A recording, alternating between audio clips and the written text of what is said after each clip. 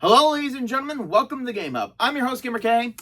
And an idea I had a while, last year, I believe, or last 2 years.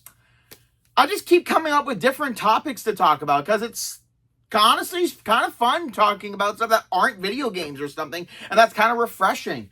And going into this one, I'm wearing army green. I don't have a martini. I don't have idiot workers who are incompetent so I can make malpractice jokes.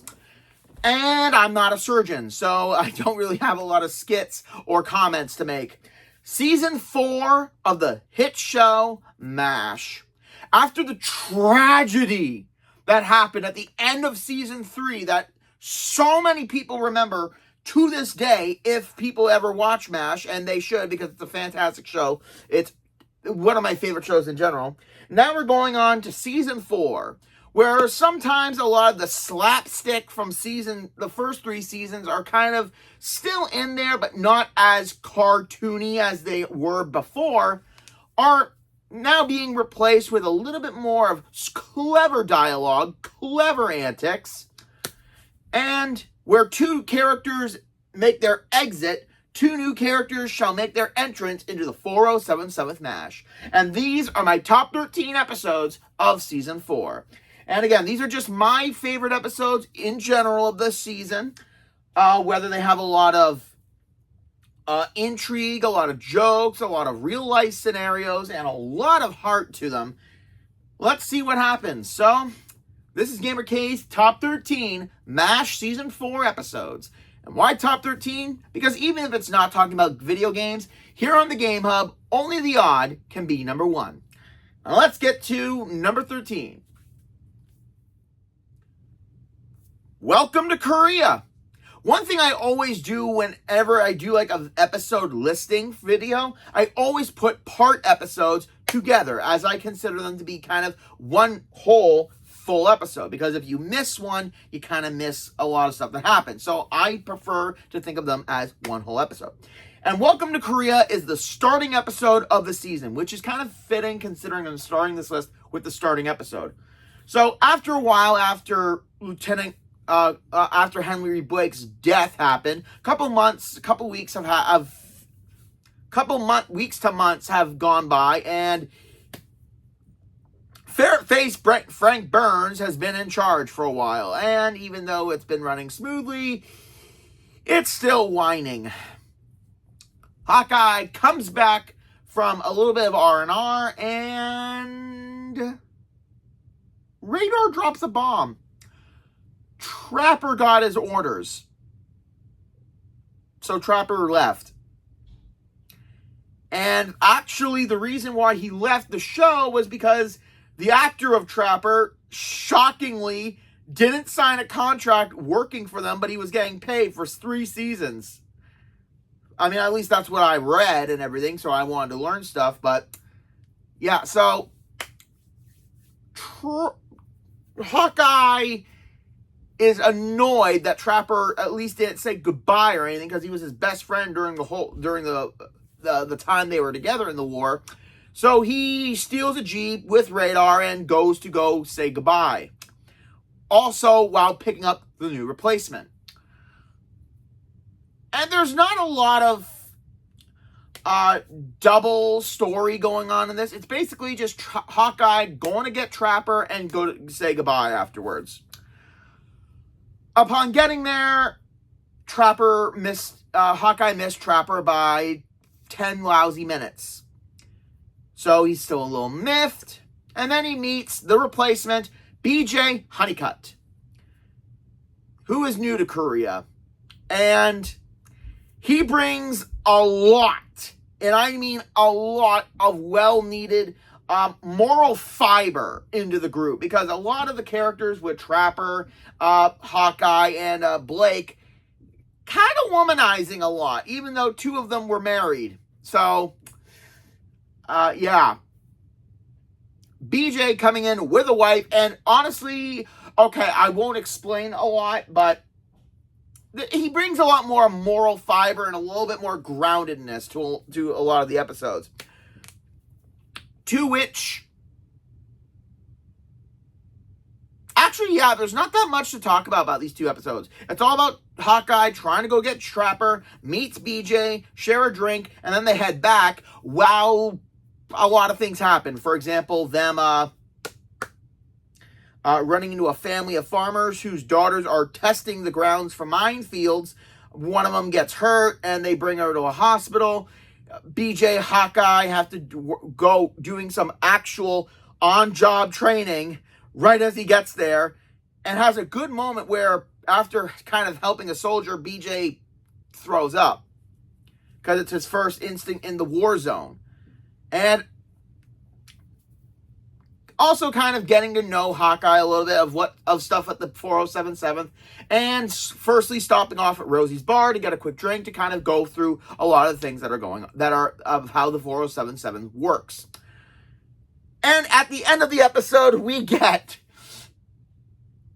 this epic moment.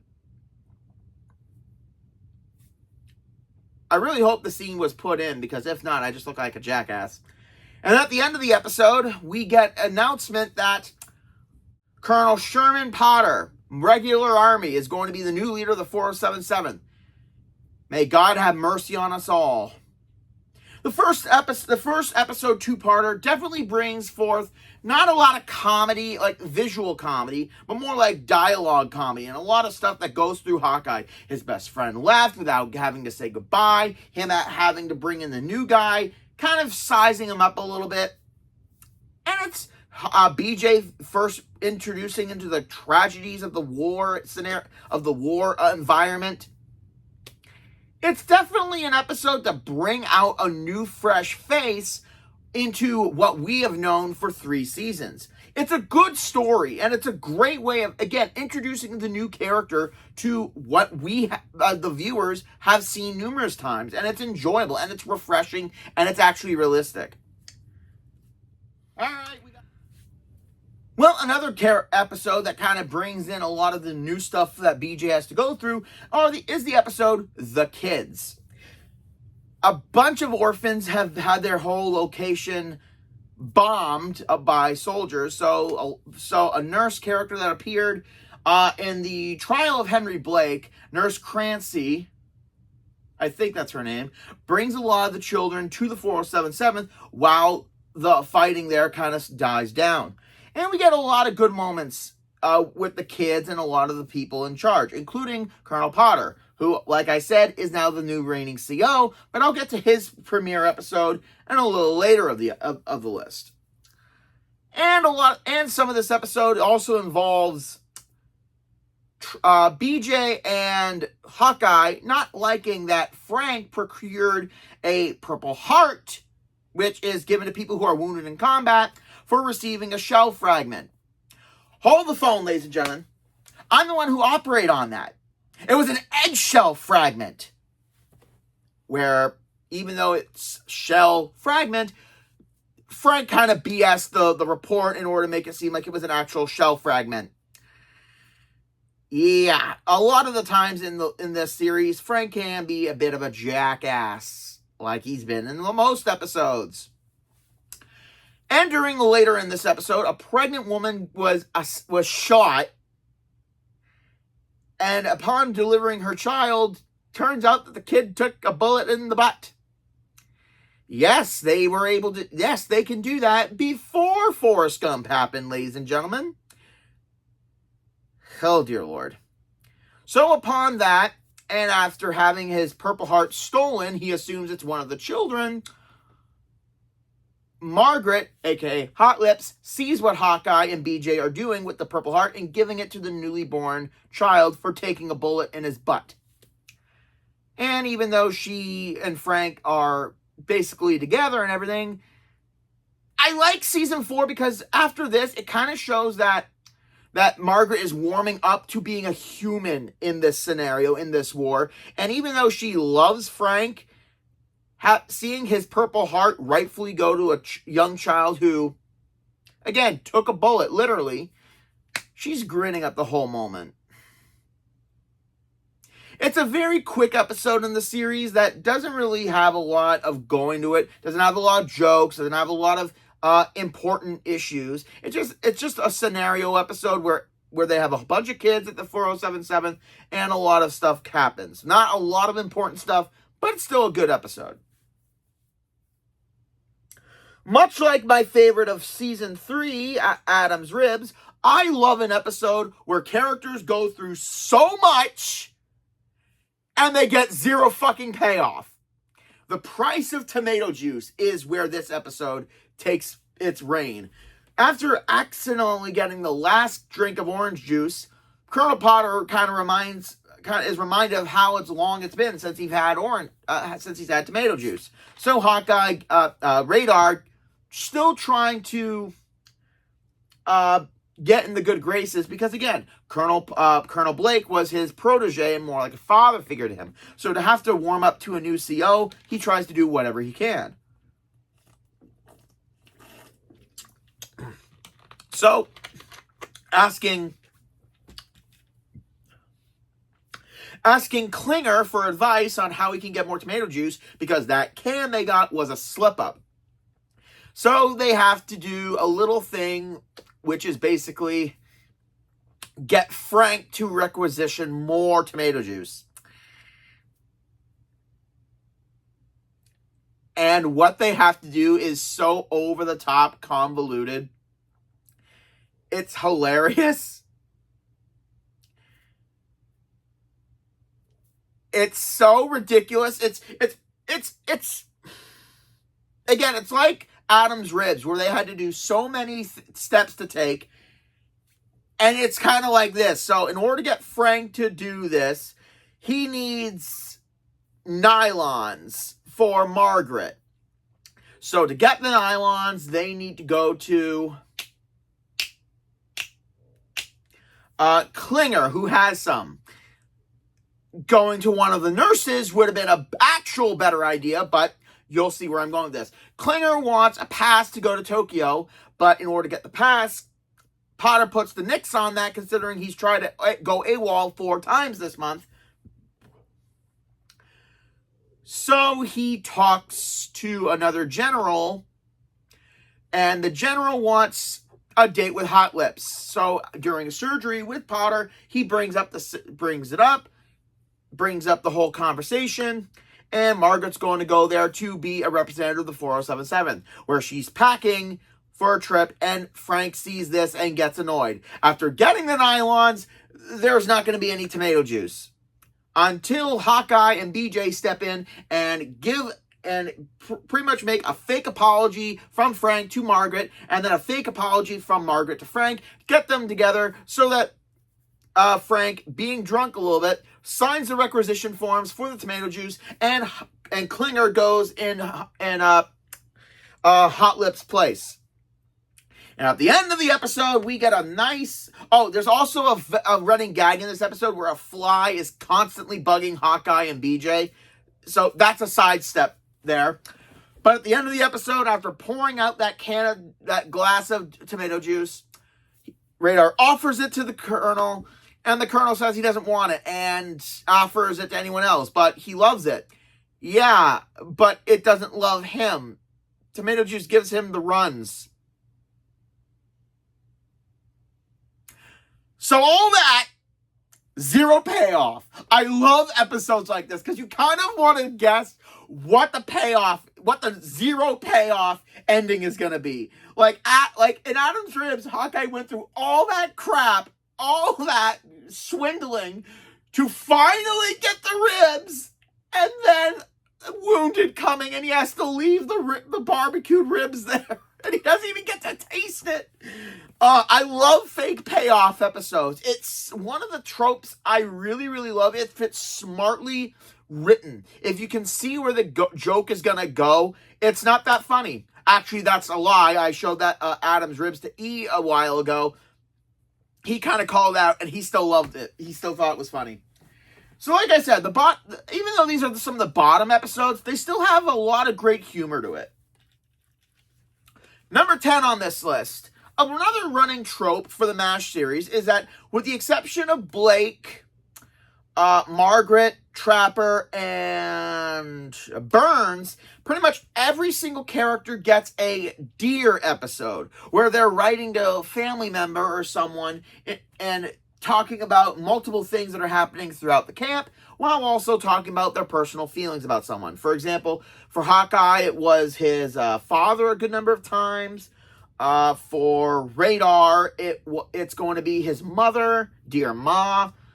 Dear Peggy for BJ's wife, Dear Uncle Abdul for Klinger in a future episode, and for one of my favorite side characters, Sidney Freeman, the psychiatrist, his episode is Dear Sigmund. For this season, we get Dear Mildred for Colonel Potter, his wife. And that's a really, really good episode. Taking place before the Colonel's birthday, Radar still hasn't gotten close to being that well connected to the Colonel as he was with Colonel Blake. So when he finds out that there is a wild horse by the canyon and it's kind of injured, Radar coaxes Hawkeye and BJ to help get the horse because he's an animal lover and he wants to take care of it. On the flip side, Margaret and Frank are trying to make a wooden sculpture, a bust of the Colonel for a birthday gift. And it's done really well. It's a very short episode as he's writing to Mildred, explaining a lot of stuff about the characters that are in the 4077. It's basically saying he is the oldest out of all of them because he was in World War I and World War II and now in the Korean War, and being an amazing surgeon and leader at the same time. At the end of the episode, Radar brings the Colonel his gift, the horse. Being a man who is basically a farm man and has a bunch of pictures of horses in a saddle, gifted him the horse that he rescued, which is amazing. It's an amazing gesture, and it kind of shows that it's all about the gesture of things. And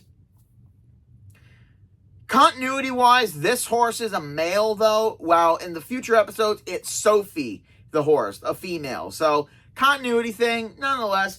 Another great small episode, has not a lot of comedy built up into it, but a lot of good moments of making the Colonel feel more at home at the 4077. One other type of episode that I love to a degree in certain series are situational episodes, or what I like to call it, one set episodes, where a majority of the episode takes place in a single set. And a lot of things can be done like this. For example, in Friends, and also without the use of flashbacks. So it's all done in one set, one area, one location, and there's a lot of things going on that kind of make it go fun. For example, in Friends, the one where they're all not ready, where they all have to get ready for Ross's benefit dinner and everything, from Rachel not knowing what to wear, to Phoebe getting a stain, to Monica trying to recall Richard, and Joey and Chandler fighting over a seat while Ross needs everyone to get fucking ready. Or in Brooklyn Nine-Nine, where it's the episode where Holt and Jake are trying to get the man to confess to a crime, where they're in the interrogation room for majority of for the entire episode, or on the other side of it. And again, I love both of those episodes. And this one is definitely a good example. Hawkeye. After almost hitting an animal on a road, Hawkeye's Jeep goes over as he is returning, and he suffered a head wound where he's bleeding. And he is found by a Korean family in their little house with the kids, an older daughter,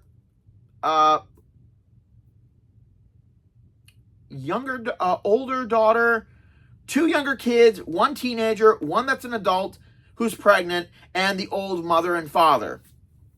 So the teenage daughter is told to go to the 4077 and tell them where they are.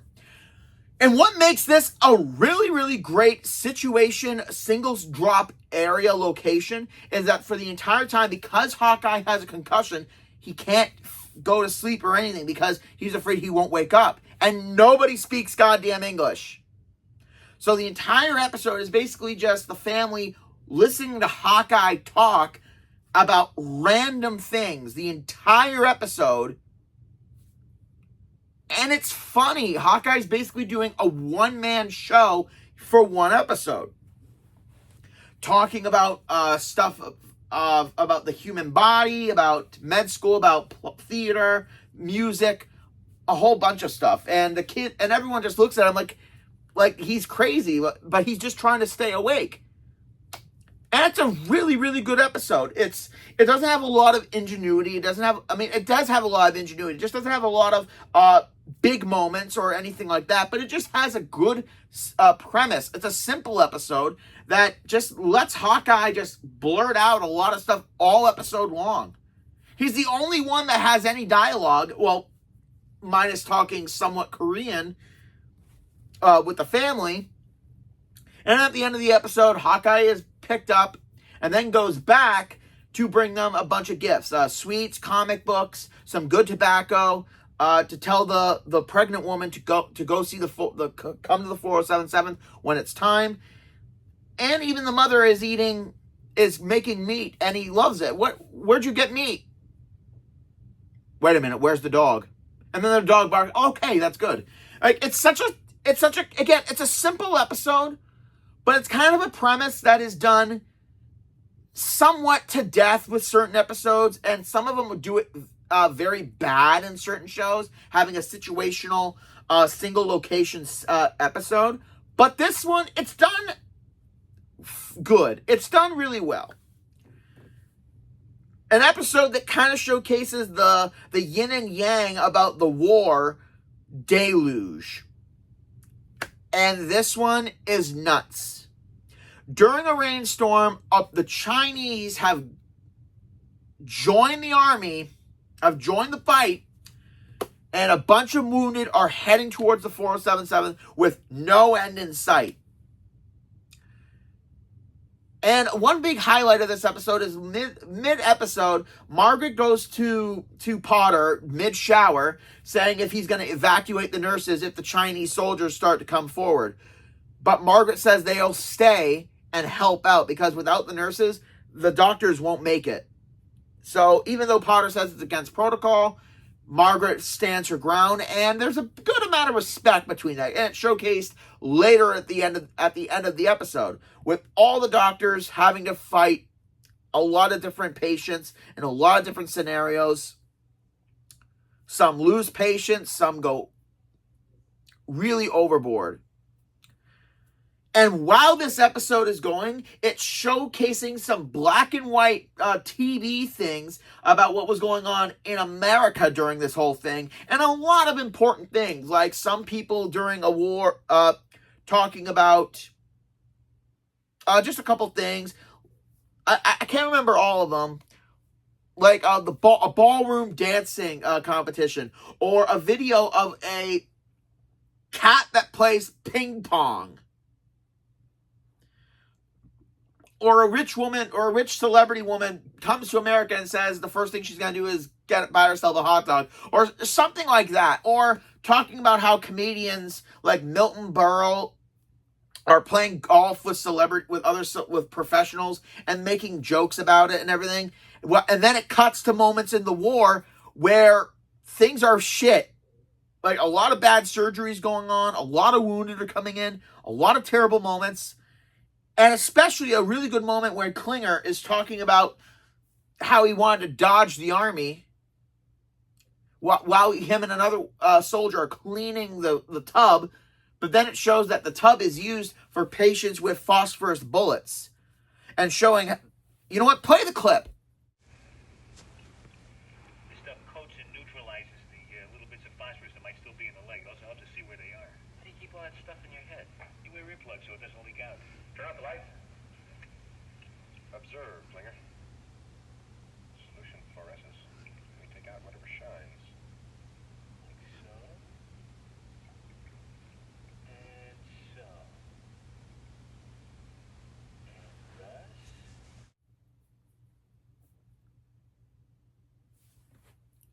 See what I mean? This is an episode where a very, very serious moment is going on in Korea, and then in America, they're none the fucking wiser because it plays those news clips about all those stuff that don't matter during the time. It kind of showcases of how, I don't want to say dumb, but oblivious a lot of them were to the whole thing. And it's kind of a sad truth. While a bunch of soldiers were fighting in the war and everything, and doing all that stuff, America was distracted by nonsense. And it kind of showcases about a lot of things. But it's done very well. It's not done in a way to put down a lot of things. It just showcases that it did happen. While all that hardship was going on, a lot of people weren't even knowing about it. And it's called deluge because it has a double meaning. A deluge of wounded and a deluge of the rain, because it was raining a good of the entire time. So, well, we're near the top 7 of the list, and we're starting off the good, really, really good episodes with Soldier of the Month. This episode takes place when a little bit of a disease that nobody knows what's going on yet is being infected in a lot of the soldiers. And it's been called hemorrhagic fever, which, after Father Mulcahy comes in, and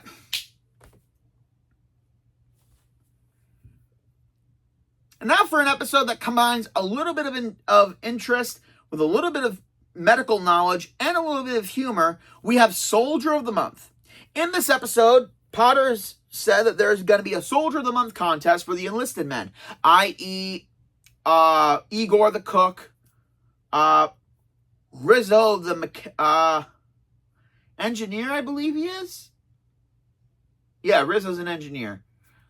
Klinger and Radar, respectively, in this episode, where Frank will be implementing the quiz, and he will not be bribed or bought.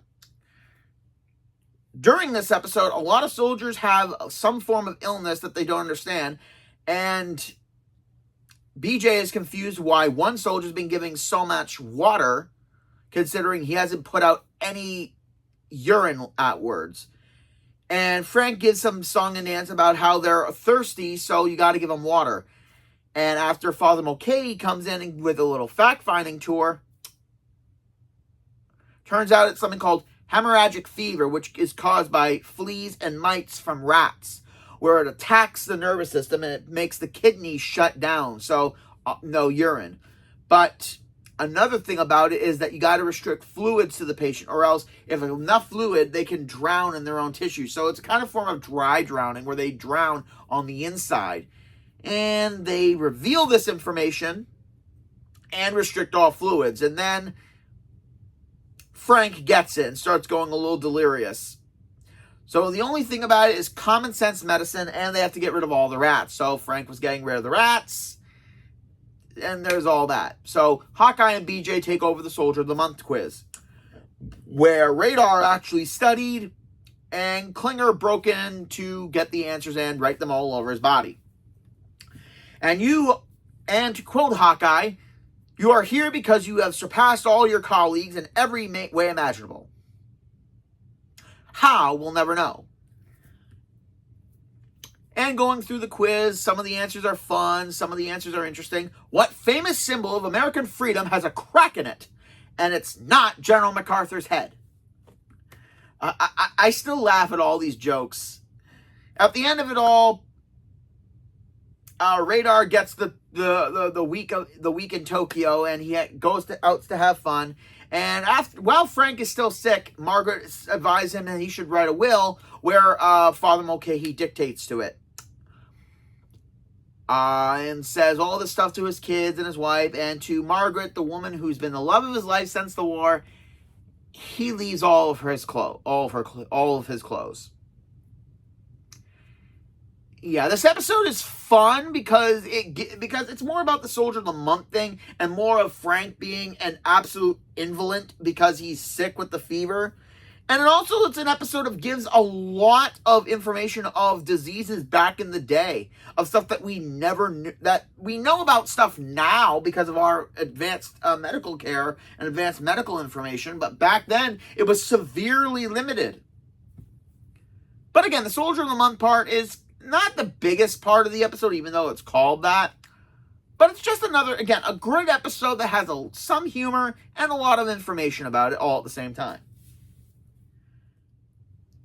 One of the first episodes of the season, right after Potter gets here, is It Happened One Night. And I love this episode because it has a lot of comments that I make sometimes to people when I'm feeling a little extra. So it's another kind of situation episode where it all happens during an entire night where it's absolutely dead freezing in the dead of night. It's freezing. It's cold. So Hawkeye is on patrol is on post-op duty, going over the patients late one night after BJ comes off. What else happens? So he shows up. There are a couple patients in the OR. No, OR is operating room. So in post-op. And, okay, I'm trying to remember. Margaret writes a cute little note to Frank. Frank rips it up. She tells him that she saved every letter he wrote her. So in that aspect, he goes into her bunk to try to find every piece of letter by ripping through everything. While also Klinger is training a new soldier on the whole procedure, where he almost shoots Radar when he comes into the compound, and Klinger asks if he gave him the password. He didn't ask! So yeah, always teach the new idiots, exactly what protocol is before they shoot someone accidentally. To which a bunch of artillery are firing and mortar is happening, which are disturbing the patients. And Radar's trying to get on the phone to the people in charge. But he has an option, the other guy has an idea, but it's not physically possible. And then Hawkeye goes on the phone and tries to do rank. You're right, Radar. He has a lot to learn about anatomy. Go wake up Colonel Potter. He's asleep. I can't do that. How would you like a mouse in your milk? I've made a lot of threats like that to people when I do the Greek Fest, which actually, now that I think about it, is coming up. All the new comments I can make to people now. So Radar wakes up Colonel Potter and kind of goes up the chain of command to a bunch of idiots trying to get the mortar to stop. It doesn't work.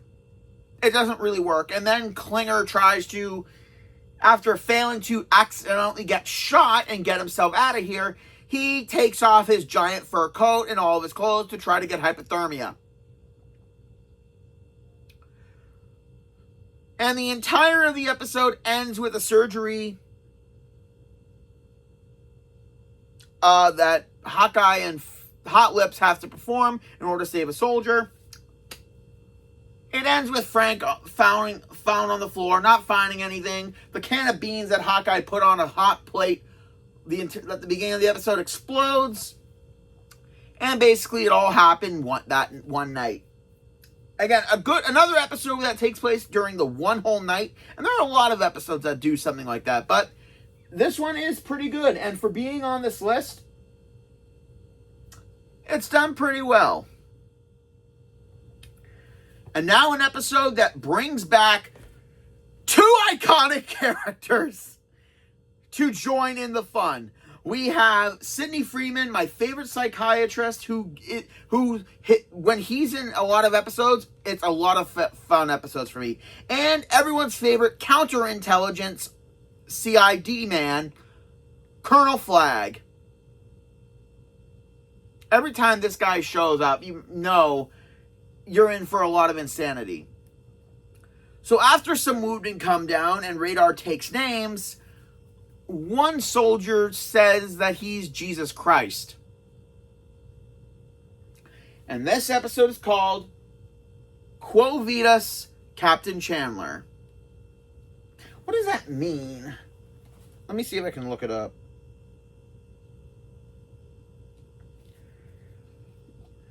Quo Vadis means, yes, search the web. What am I gonna search? Excuse me.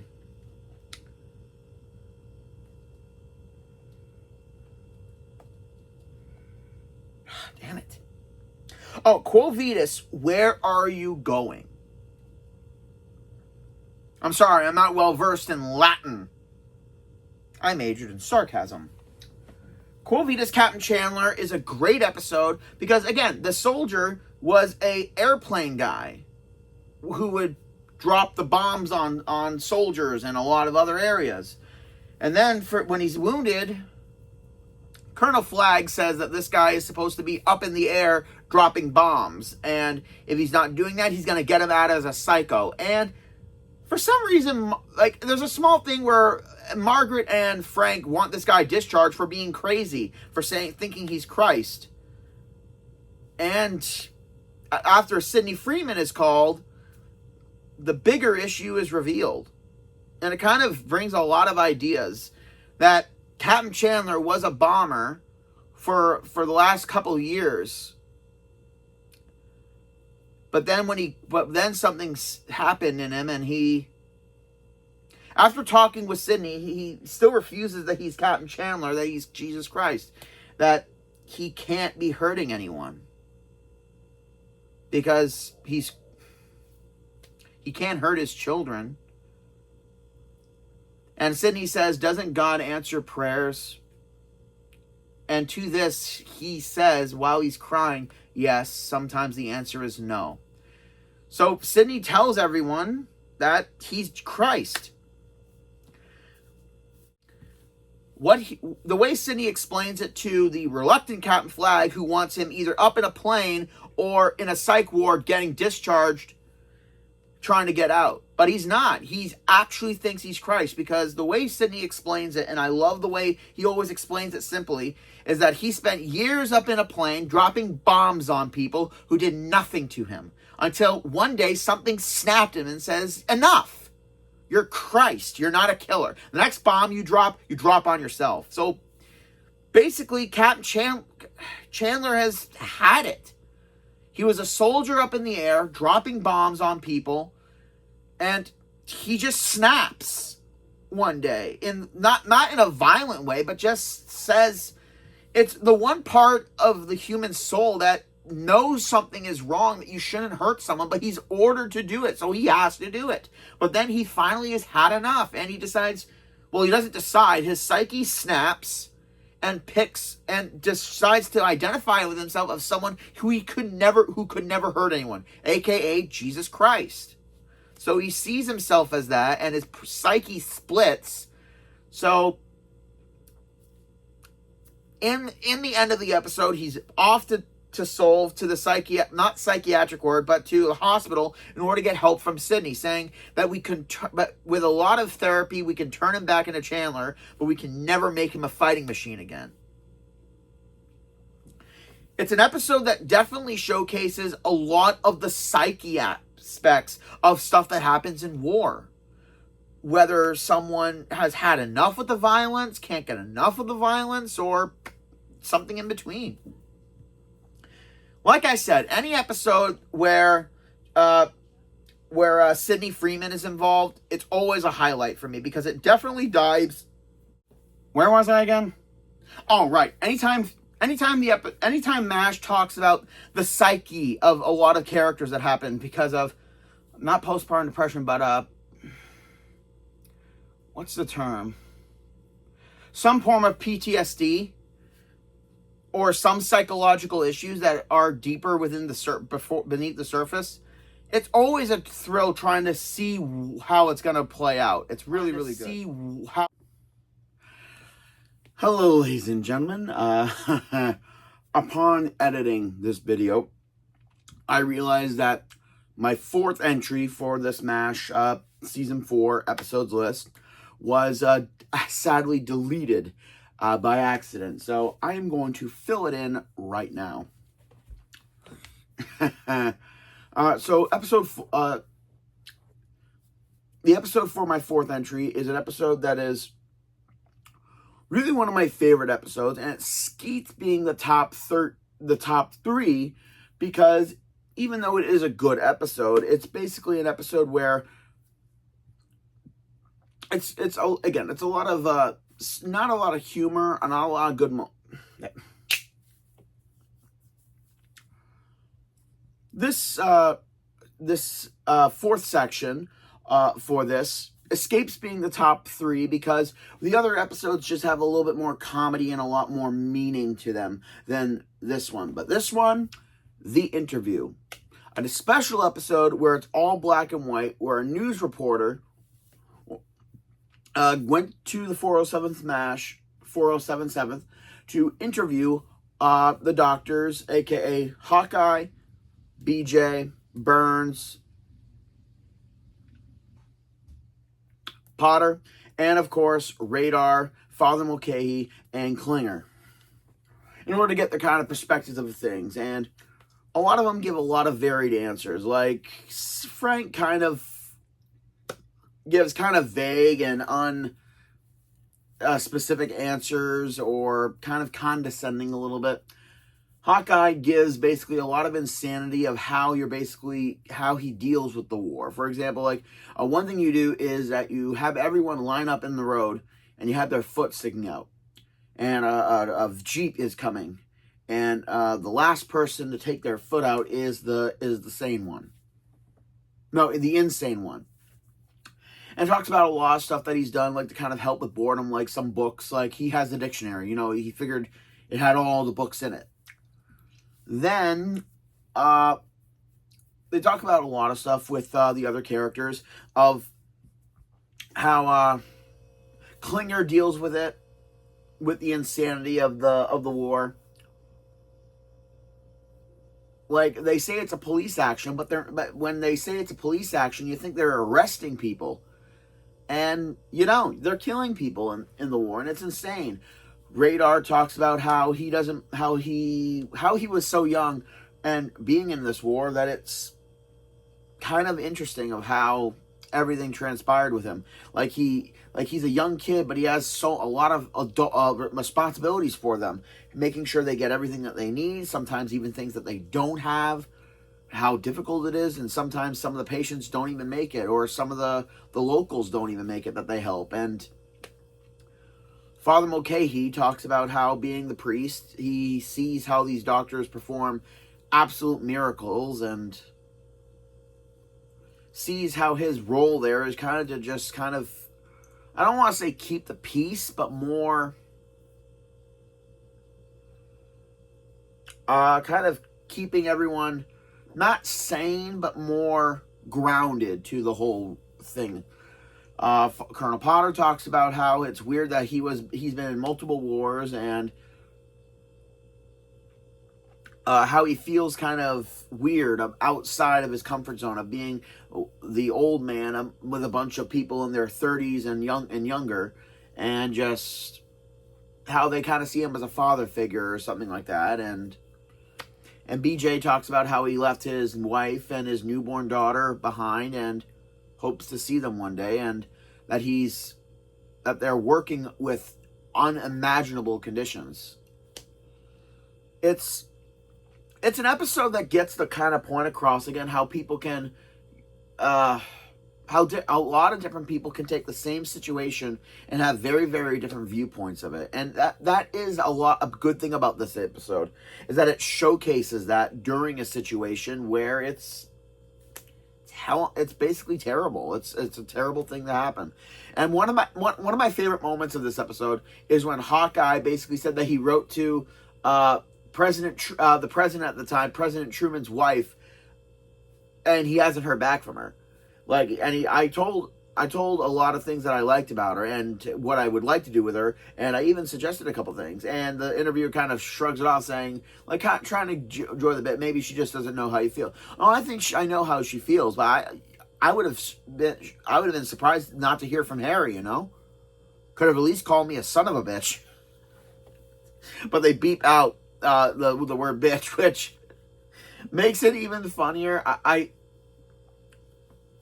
the interview gets on this high on the list because it's an episode that won't be done for another few seasons later, where they kind of do something similar about it. And it's, again, an episode that isn't fully full of humor. It's not full of less morals or lessons or anything like that. It's just an episode of the people trying to confront the war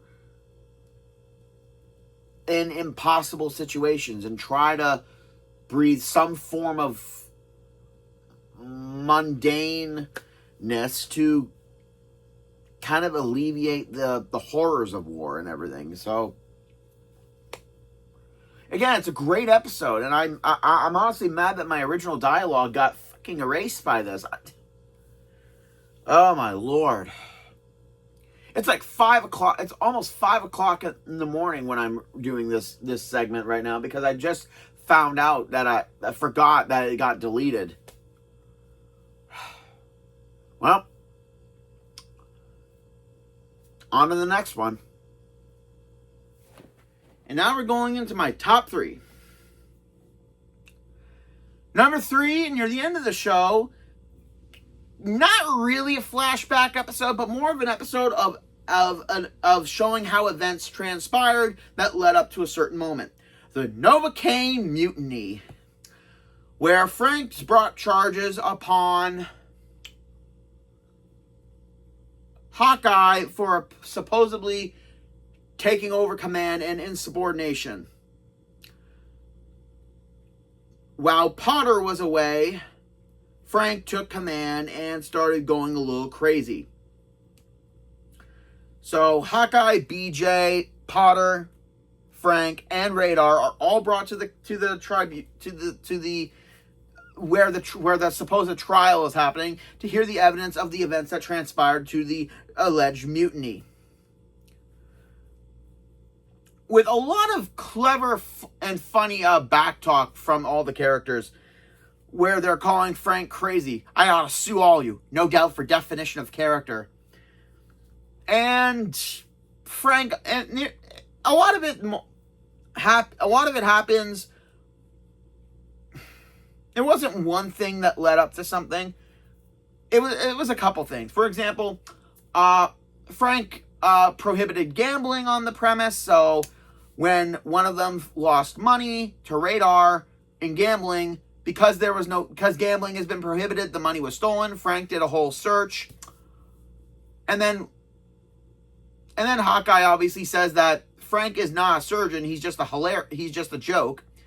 And the acting judge says, one of my favorite lines, would you say that your jealousy of the major's rank may have his medical skills was the reason for the alleged mutiny? There was no mutiny. It's his medical skills that are alleged.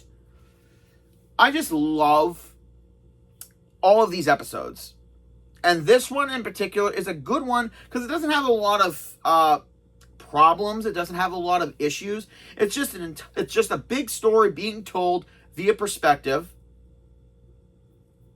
And then when it gets to the part of the mutiny, first we start off with in the OR of how there were a lot of soldiers, and there was not a lot of time, and being told in Frank's perspective first that he's a saint, that he was perfect, and that Hawkeye lost it and drugged him and took control. The Major's count of events is, to say the least, fascinating. To say the most, perjury. And then we see what really happened, and in the end, Hawkeye is found not guilty, even though he's a little bit of a basket case. The Colonel agrees that if he would prefer Hawkeye to be there when the fighting was over in order to patch up the wounded. So all the charges are dropped and everything, and it's a fun episode with a very unique kind of storyline that they do that isn't really done a lot, and I do really enjoy it. It's definitely in the top 3 for a reason. It's got a little bit of good humor. It's got great storytelling, great moments. And again, it doesn't have a lot of it doesn't need a lot to think about to become a good episode. Second episode of the season, and it's where Colonel Potter comes in. Change of command. After a while of Frank still being in charge, BJ's gotten used to the 4077 a little bit, and Radar has bad news that they're getting a new commander, that Frank is no longer in command, and it's by a guy who's regular army. Oh boy! And for the group of jokers that are the 4077, that's going to spell disaster. So once he gets there, Potter kind of shows that he's not so much of a sourpuss and more prefers regulation and everything. And especially when Klinger tries to get out quickly with this. Colonel Potter, sir. Corporal Klinger. I'm Section 8, head to toe. I'm wearing a Warner bra. I play with dolls. My last wish is to be buried in my mother's wedding gown. I'm nuts. I should be out. Horse hockey. It's good to know that Potter wasn't going to allow this to happen. And as he starts to kind of sense everyone's peculiarities, especially Radar's ability to kind of know what's going to happen before it happens, he starts to kind of get a little... And then requests that all the officers meet their new commander.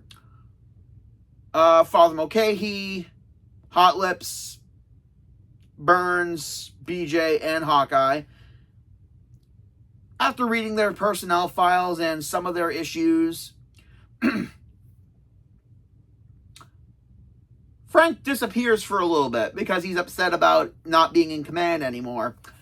And then during the OR episode, part of the episode, it's done really well, where Hawkeye and BJ want to keep an eye on Potter, considering he's a little bit older, so they're worried about his surgical skills. But it's Cracker Jack. No issues. And then afterwards, they kind of have a couple drinks with him, get to know him a little bit more, and kind of bond a little bit more. To that end, at the end of the episode, everyone kind of is okay with everyone's little quirks. Potter understanding Radar, Hawkeye, and BJ a little bit more, understanding that Frank is a little bit, needs the screws tightened a little bit, and to understand that even though Klinger tries to get out of the army, he still does a good job. Great episode to bring out the second new character of the season, and it's just done really, really well. It's a good second start episode that is definitely good. But as always, my number one is something that's either hilarious, emotional, or something a little bit in between. And in this case, an episode that actually saved someone's life. Smiling Jack, you son of a gun. This episode is my number one of season 4 because of how great of a story it is. Like I said in a good number of episodes, it needs to have good humor, good OR episodes, have a little bit of scientific knowledge, well, not scientific knowledge, a little bit of medical knowledge from way back when in the 50s, and something really, really unique about it. Coming from the chopper to bring in some wounded was a chopper pilot that everyone loves, Smiling Jack Mitchell, who is always a little bit of a guy who can get a little bit of everything for anyone. For example, they need a little streptomycin. I don't really know what that is. So he makes a trade with Jack, and the Colonel Potter kind of knows him, loves the guy. And he's always got a smile. He always brings in a lot of wounded from helicopter, being a helicopter pilot, and says that another helicopter pilot, or they're in kind of competition to see who can bring the most wounded. And he's a little bit of a charmer. He's got a great personality. And he even brings Colonel Potter a big cigar that is hard to find. But while lighting it, Colonel Potter notices there's a mark on his arm. And he asks what that was. And if that was from when that Australian nurse scratched him. And he said that he fixed that up weeks ago. And Jack tries to brush it off a little bit. And during this episode, there's also a young soldier in the OR who's getting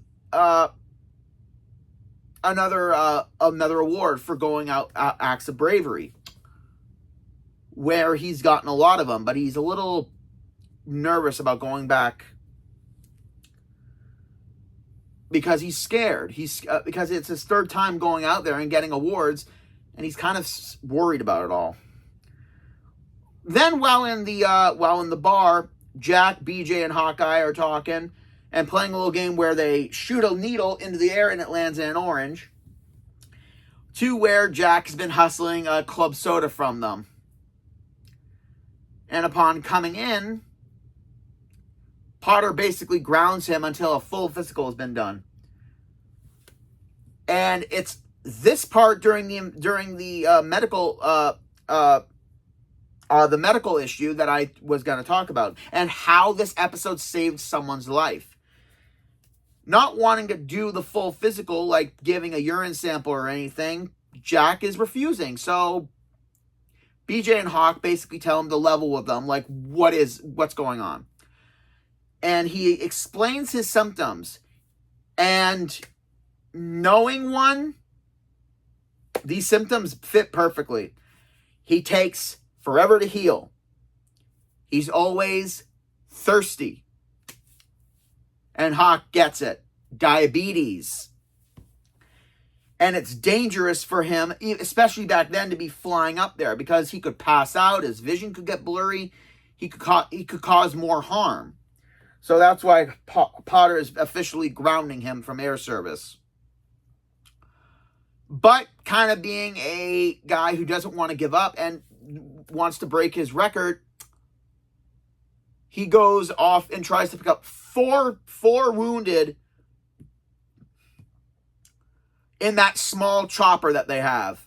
So that's 2 in the rumble seats, where they lie down and the bulletproof shields are protecting the head, and 2 small soldiers have to sit in them, because you can only fit 2 people in there in the chopper. Because he did this behind Potter and everyone's back. And at the end of the episode, he's grounded. He decides he's going to take up a desk job in the Army. And before he leaves, the other pilot is bringing in more people, and he doesn't really care. Smiling Jack saved a person's life. I read this a couple of years ago, where a guy wrote into the MASH people saying that he was a college student, and him and his buddy were watching a rerun of that episode. So when Jack was explaining his symptoms, the guy said, "You know what? That's kind of me. Like my wounds take forever to heal, and I'm always thirsty." So he decided to walk himself to the nearest hospital and to get a little test done.